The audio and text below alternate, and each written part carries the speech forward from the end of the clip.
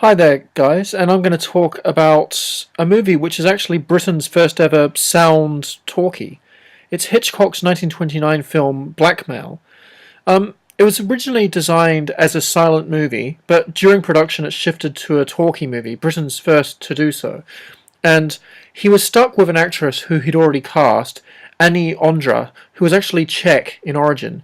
And in this film, she was required to speak English, and she actually couldn't do so very well at all. So he actually had another actress off stage mouthing her lines at the same time, which is kind of strange.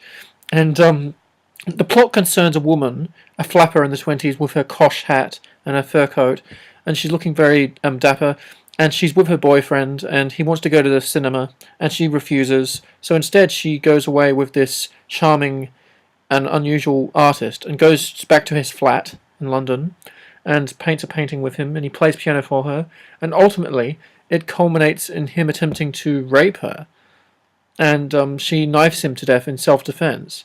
So yeah, it's quite confronting material for 1929, the same year in which my grandfather was born.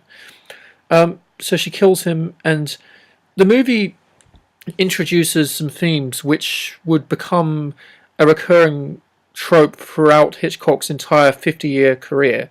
It's got a blonde woman, which of course is a fixture in many of his films throughout his career, from Grace Kelly to Eva Marie Saint to Janet Leigh. He's got a series of blondes who fall into various mishaps along their journey, and she has to try and conceal her crime, even though she's in the right here. We sympathise with her. He deserved to die. And her boyfriend, the detective, who he actually is a police detective working on this case, but he has to help her and cover it up.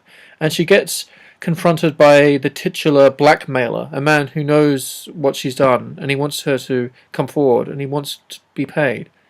The film ends with a climactic chase scene across the roof of the British Museum.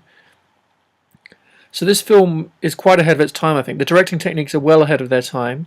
The sound is used quite well. It's not just an excuse to have people talking. The sound plays a pivotal role in the movie. There's a scene when she's at the dinner table with her family afterwards, and they're talking about passing her the butter knife. Can you give me the knife? The knife, the knife, the knife. And the word knife makes her snap and think of the murder, and it's juxtaposed with the image of the murder knife, the butter knife. So it's a really powerful scene.